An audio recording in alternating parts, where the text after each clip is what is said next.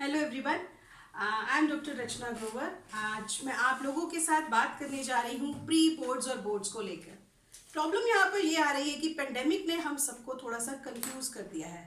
ऊपर से हमें ये भी नहीं पता अभी कि हमारे किस पैटर्न पर कितने मार्क्स का क्या एग्जाम आने वाला है। But one thing which is very sure कि पेपर्स तो होने हैं और हमें उसकी तैयारी भी अच्छे से करनी है।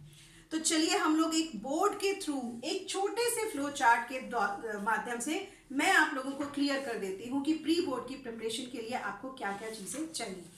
चलिए सबसे पहले मैं आप लोगों को एक बहुत इंपॉर्टेंट चीज़ बताऊंगी, that is 3 P's। 3 P's are referring for patience, practice and performance. Patience has to be needed for everyone nowadays. Patience इस बात की कि मैं पूरे साल चाहे ऑनलाइन पढ़ रहा था, चाहे ऑफलाइन पढ़ रहा था, चाहे मैंने सेल्फ स्टडी की, मैंने बहुत अच्छे से की। मैंने अपने आप को हमेशा तैयार रखा था कि मुझे बोर्ड्स देने हैं। अगर मेरे अंदर, मेरे दिमाग में ये पेशेंस रहती है तो कहीं ना कहीं मैं अपनी प्रिपेरेंस में बहुत अच्छे से कॉन्फिडेंट रहता हूँ। सेकेंड पॉइंट आ जाता है practice, that is also needed. आप लोगों की यूटीज के टाइम पर, आप लोगों के हाफ ईयरली के टाइम पर कहीं ना कहीं आपकी टीचर्स ने आपको कभी 2 चैप्टर्स के आपसे टेस्ट लिए, कभी 2 चैप्टर्स के आपसे असाइनमेंट बनवाए। इस तरीके से आपकी प्रैक्टिस उन्होंने करवाई है। Now the matter is this कि अब इस प्रैक्टिस को मैंने फ्रूटफुल कैसे करना है, तो वो मेथड मैं आपको यहाँ पर बता दूंगी। थर्ड हमारी बात आती है परफॉर्मेंस। यूटीज के थ्रू आपकी परफॉर्मेंस 20 मार्क्स के बेस पर थी, 40 मार्क्स के बेस पर थी, 50 मार्क्स के बेस पर थी और 80 मार्क्स के बेस पर थी। प्रॉब्लम ये आई कि मैंने स्कोर करना था 70%, मेरे तो 40% आए। मैंने स्कोर करना था 90%, मेरे तो 70% आए। तो कहाँ लैक आ रहा है? सो वो जो लैक है उसको कंप्लीट करने का काम और उसको खत्म करने का काम हम इस बोर्ड के थ्रू आपको बताने जा रहे हैं। So hello students, again I am going to tell you about pre-board preparation. So ready to write it down somewhere or just keep it in mind, that is up to you. पहले हम बात करेंगे कोई भी subject, आप humanities से हैं, science से हैं या कॉमर्स से हैं, किसी भी सब्जेक्ट के आपको on an average 10 to 12 chapters मिल रहे हैं जिनकी अपनी अपनी मार्किंग स्कीम है। कोई चैप्टर बहुत ज्यादा मार्क्स लेकर आ रहा है, किसी चैप्टर के सिर्फ 2 मार्क्स हैं या 4 मार्क्स हैं। अगर आपके पास वो ब्लूप्रिंट है अपने मार्क्स का, तो आपके दिमाग में बहुत अच्छे से ये चीज क्लियर हो जानी चाहिए कि वो पर्टिकुलर डिटेल आपको बता रही है कि किस चैप्टर को आपने कितना टाइम देना है। अब ये हमारे ऊपर होता है कि हम कम मार्क्स से स्टार्ट करते हैं या ज्यादा मार्क्स से स्टार्ट करते हैं, ये हमारी अपनी अप्रोच है। उसके बाद होता है कि हर चैप्टर को टाइम किस तरीके से देना है। तो मैक्सिमम मार्क्स वाले चैप्टर को अगर आप जिस दिन भी शुरू करते हैं तो बैठते समय ध्यान रखिए कि आपके हाथ में आपका रजिस्टर, आपकी particular book, any reference book if you have, any notes if you have, you should keep all your things in your around. आप अपने पास रखेंगे उन चीजों को और अपने हाथ में रखेंगे highlighter, pencil and pen. If that particular book और सब्जेक्ट इज हैविंग मैथ्स, तो अपने मैथ्स भी साथ में रखेंगे। आप उस चैप्टर को करते समय पूरे अच्छे से गो थ्रू रीडिंग आप कर चुके थे तो कोई बात नहीं, आपने वहां पर कुछ हाईलाइट से मार्क्स किए होंगे, कुछ पॉइंट्स, या आपके टीचर ने आपको कुछ असाइनमेंट कराया होगा, तो आप वो चैप्टर को असाइनमेंट, फ्लो चार्ट या उन नोट्स के थ्रू पूरा रिवाइज करेंगे। And keep it in mind, अपने आप से ये प्रॉमिस कर लीजिए कि 2 से 3 घंटे के बीच में मुझे ये चैप्टर करना है। जहां आप ब्रेक देते जाएंगे वहां आपके लिए प्रॉब्लम खड़ी हो जाएगी कि वो चैप्टर आपका कहीं ना कहीं रुक जाएगा, कंप्लीट नहीं हो पाएगा। सेकेंड, मिनिमम मार्क्स वाले चैप्टर को आपको फिर भी देना है 1 से 2 घंटे, क्योंकि वो वाला चैप्टर आपको देने वाला है आपके ऑब्जेक्टिव क्वेश्चंस। और अगर वो डिटेल्ड क्वेश्चन दे रहा है तो वो ज्यादा से ज्यादा 2 नहीं तो 3 मार्क्स का दे रहा है, तो आपको उस चैप्टर को 1 से 2 घंटे में कंप्लीट करना है। एक फायदा और हो सकता है कि जिस चैप्टर को मैं 2 से 3 या 4 घंटे दे रहा हूं, उसकी जगह अगर मैं मिनिमम मार्क्स वाले चैप्टर की तरफ जा रहा हूं तो हो सकता है मैं उस दिन उसके एक की जगह 2 चैप्टर्स इकट्ठे कर जाऊं मिनिमम मार्क्स वाले। ये आपका कॉन्फिडेंस है, इसमें घबराने की कोई भी बात नहीं है। पूरे साल आप लोगों ने पढ़ाई की है तो कहीं किसी भी इस चीज की कोई दिक्कत नहीं आने वाली कि इस क्वेश्चन को मैंने कैसे अटेम्प्ट देना है। आपके पास बहुत सारे सैंपल पेपर्स आते चले जा रहे हैं, असाइनमेंट्स आते चले जा रहे हैं, आपकी टीचर्स आपको बहुत अच्छे से सपोर्ट कर रही हैं। So it's only a matter of practice. Next is about Now give schedule. Schedule I have divided into 4 parts. Why 4 parts?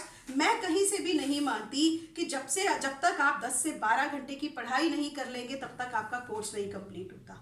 Course completion के लिए क्वांटिटी टाइम नहीं चाहिए, क्वालिटी टाइम चाहिए.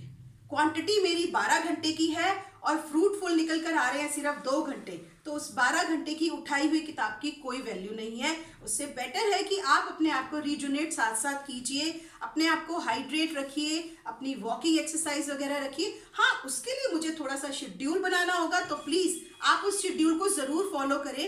कभी कभी रिजिडिटी जो होती है वो हेल्प भी करती है. सो हम इस तरीके से करेंगे. हम अपना शेड्यूल शुरू करते हैं, मान लीजिए 10 बजे सुबह से, तो 10 बजे से लेकर रात को 11 बजे तक के जितने भी 10 से 11 घंटे बन रहे हैं, मैंने उसको 4 पार्ट्स में डिवाइड कर दिया है. मॉर्निंग का पीरियड जो होता है 10 से 1 बजे, उसमें एक बहुत इंपॉर्टेंट चीज़ आ जाती है कि कई बार आपकी स्कूल की क्लासेस चल रही होती है. आप प्लीज़ उसको वेस्ट ऑफ टाइम मत समझिए.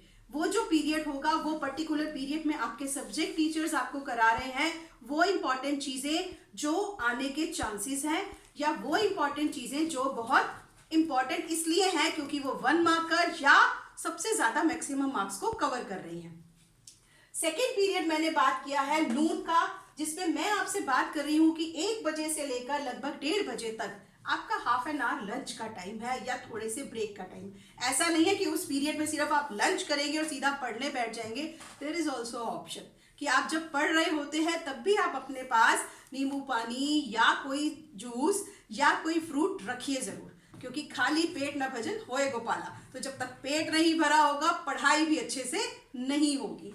नेक्स्ट हम आपके बात करते हैं 1:30 बजे से 3 बजे. 1.5 आवर के लिए वो पीरियड अच्छा है जब आप मिनिमम मार्क्स वाले सिलेबस को कवर अप कर सकते हैं. उसके बाद आप बात करते हैं इवनिंग की. यहाँ इवनिंग में मैं 3 से लेकर 4:30 तक का टाइम आपको दे रही हूँ फ्री. क्यों दे रही हूँ वो भी बहुत ज़रूरी है. आपको रिलैक्स होना है. अगर आप मेडिटेशन करते हैं तो सबसे बहुत इंपॉर्टेंट बात हो जाती है. आप मेडिटेशन नहीं करते कोई बात नहीं, आप वॉक कर सकते हैं, आप अपनी पसंद का म्यूजिक सुन सकते हैं. मैं पर्सनली ये फेवर करती हूँ कि उस पीरियड को अगर बहुत से बच्चे अकेले वॉक करने पार्क में जाते हैं या म्यूजिक सुनते हैं साथ साथ, तो उनका जो एक माइंड की रिफ्रेशमेंट है वो बहुत अच्छी हो जाती है और वो बहुत ज़रूरी है. उसके बाद आप अपना टाइम देंगे 4:30 से 6:30 एक सब्जेक्ट को 2 घंटा, जिसका आपने एक पर्टिकुलर चैप्टर आज कंप्लीट करना था. सब्जेक्ट मैं नहीं डिसाइड करूंगी, सब्जेक्ट आपको डिसाइड करना है, पढ़ना आपने है, तो मैं इसके बीच में नहीं आऊंगी. लेकिन इस चीज़ की गारंटी दे सकती हूँ कि अगर आप मॉर्निंग का 1 से 3 घंटे का टाइम अपने स्कूल के साथ दे रहे हैं, 1.5 घंटे का टाइम मिनिमम मार्क्स वाले को दे रहे हैं और 2 घंटे का टाइम यहाँ पर मैक्सिमम मार्क्स वाले चैप्टर को देते हैं, तो आपका ऑल्टरनेट हर सब्जेक्ट धीरे धीरे तैयार हो जाता है. नेक्स्ट आ जाता है नाइट का टाइम. ऑब्वियस बात है, हमने ब्रेकफास्ट भी चलते चलते कर लिया या हमने नहीं किया, फ्रूट ले लिया, जूस ले लिया, मिल्क ले लिया, तो अब डिनर टाइम पर बहुत सारे लोग कहते हैं नाश्ता सबसे अच्छा होना चाहिए, पर नाश्ते के टाइम पर तो क्लास हो रही थी, मैंने तो खाना खाया ही नहीं ढंग से. लंच टाइम पर मैंने फटाफट लंच किया क्योंकि मुझे थोड़ा सा रेस्ट करना था. तो चलिए डिनर थोड़ा अच्छे से कर लेते हैं. जब भरा हुआ पेट होगा और डाइजेशन के लिए मैं थोड़ा सा वॉक के लिए भी चला जाऊंगा आधे घंटे, उसके बाद वाले 2 से 2.5 घंटे में बहुत अच्छे से अपना एक और सब्जेक्ट उठाकर उसके मैक्सिमम मार्क्स वाले चैप्टर को कंप्लीट कर सकता हूँ. स्टूडेंट्स, इन पर्टिकुलर चीज़ों को अगर आप ढंग से फॉलो करते हैं तो आई बिलीव कि आप ऑल्टरनेट डेज पर कोई भी 2 सब्जेक्ट्स रोज के उठाकर अपना कोर्स 10 से 12 दिनों में कर सकते हैं. कीप इट इन माइंड कि आपके हर सब्जेक्ट के 30% सिलेबस कम हो चुके हैं.